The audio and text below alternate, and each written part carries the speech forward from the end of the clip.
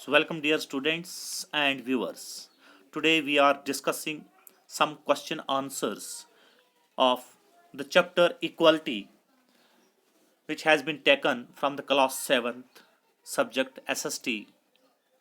So, let us discuss the question number 1, question number 2, and question number 3 one by one in detail. So, first of all, question number 1. Question number 1 कहता क्या है? In a democracy, why is universal adult franchise important? किसी भी democracy में universal adult franchise जो है वो important क्यों है? तो किसी भी डेमोक्रेसी के लिए यूनिवर्सल एडल्ट फ्रेंचाइज इम्पोर्टेंट इसलिए है क्योंकि it is based on the principle of equality. It is important universal adult franchise because क्यों इंपॉर्टेंट है? क्योंकि ये बेस्ड है किसके ऊपर? The idea of equality. ये हमें आइडिया ऑफ इक्वलिटी जो हमने पढ़ा था कंसेप्ट चैप्टर में उसके ऊपर बेस्ड है. Second, it means that all adult those who are 18 and above citizens have the equal right to vote. Universal adult franchise का मतलब क्या है? इसका मतलब है कि all those citizens or all those adults who have attained the age of 18 or above have the equal right to vote. तमाम वो citizens, तमाम वो adults जो 18 साल के या फिर 18 साल से ऊपर जिनकी उम्र हो, they have right to cast their vote.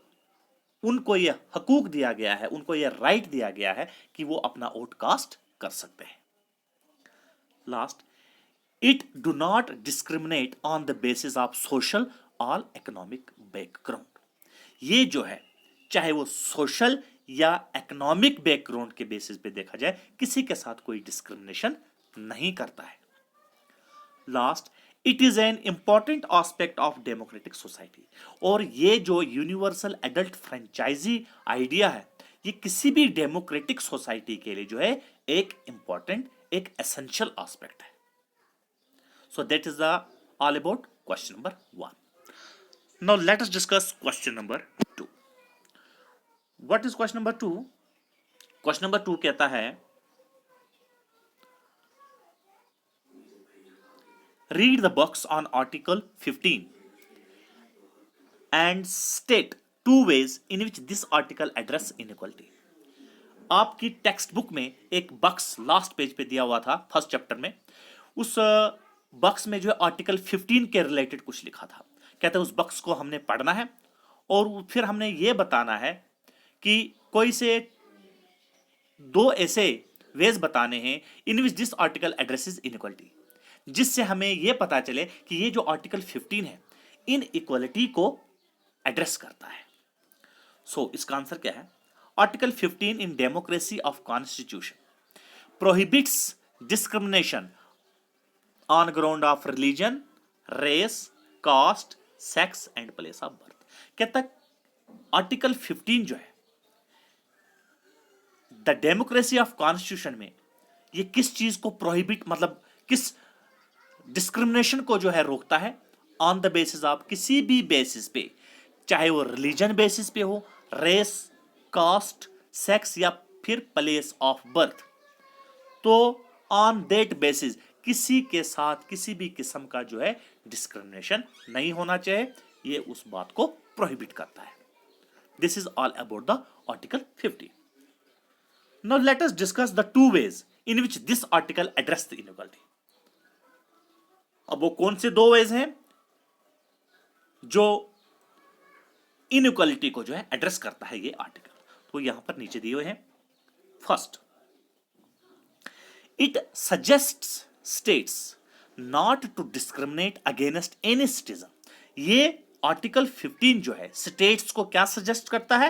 Not to discriminate against any citizen on ground of religion, race, caste, sex, place of birth और एनी ऑफ देम.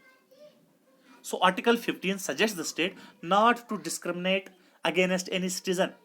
कोई भी सिटीजन जो है किसी भी प्रकार का उसके ऊपर जो है उत्पीड़न या उनके साथ जो डिस्क्रिमिनेशन नहीं होना चाहिए only on the basis of किसके बेसिस पे? चाहे वो रिलीजन के बेस पे हो, रेस के बेस पे हो, कास्ट के बेस पे हो या फिर प्लेस ऑफ बर्थ के बेस पे। सो इन ग्राउंड्स के ऊपर किसी भी सिटीजन के साथ जो है किसी भी प्रकार का डिस्क्रिमिनेशन नहीं होना चाहिए।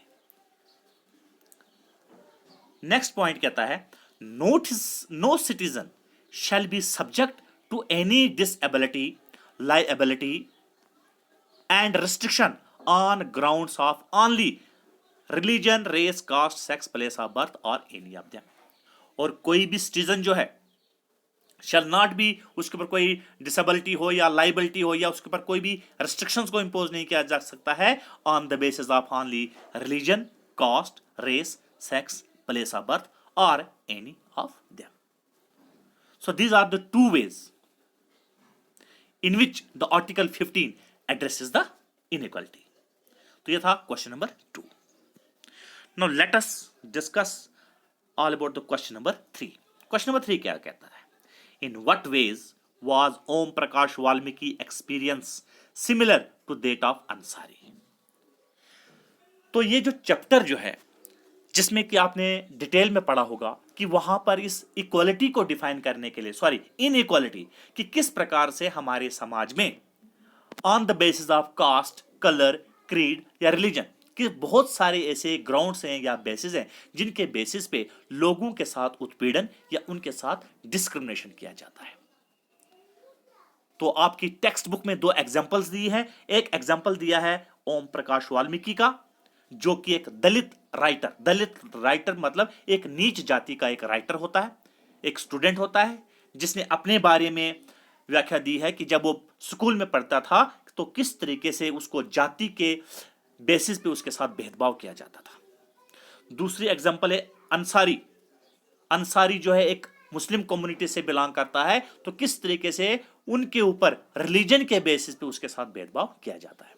तो हमने ये देखना है कि in what ways Om Prakash Valmiki experience similar to that of the Ansari. इन दोनों के साथ जो भेदभाव किया जाता है वो किस तरीके से सिमिलर है।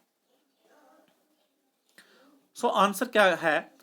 In following ways Om Prakash Valmiki experience was similar to that of the Ansari. तो यहां पर कुछ 2 ऐसे सिचुएशंस को दिया गया है जिनके बेसिस पे हम ये ऑब्जर्व कर सकते हैं कि दोनों के साथ जो भेदभाव हुआ है वो सिमिलर हुआ है। जैसे first, dignity and both of them discriminated by society on the basis of their caste and religion. दोनों के साथ जो है समाज में भेदभाव किया गया है। वाल्मीकि के साथ जाति के बेस पे, कास्ट के बेस पे, और अंसारी के साथ रिलीजन के बेस पे जो है डिस्क्रिमिनेशन हुई है। Dignity and self respect of both of them get violated. दोनों की जो डिग्निटी होता है ऑनर, एक इज्जत, एक सेल्फ रेस्पेक्ट, दोनों की दोनों डिग्निटी दोनों के दोनों पर्सन्स की सेल्फ रेस्पेक्ट को जो है वायलेट किया गया है, नजरअंदाज किया गया है। Second, both suffered from unequal treatment. ये दोनों के दोनों लोगों का जो जिक्र किया गया है टेक्स्ट बुक में, ओम प्रकाश वाल्मीकि एंड अंसारी का, both suffered from unequal treatment. दोनों जो है किस चीज से गुजरे हैं? Unequal treatment. मतलब कि इनके साथ इक्वल ट्रीट नहीं किया गया है as compare to the other section part of the society. जो समाज का जो दूसरा तबका था, जो दूसरी जाति के लोग थे, जो दूसरे रिलीजन के लोग थे, जैसा उनके साथ ट्रीट किया गया वैसा ट्रीटमेंट इनको नहीं मिला। So both of them are treated unequally. So this is all about the question number first, question number 2nd and question number 3rd of this chapter. In next video we will discuss the rest of the question number 4 and question number 5. Thanks.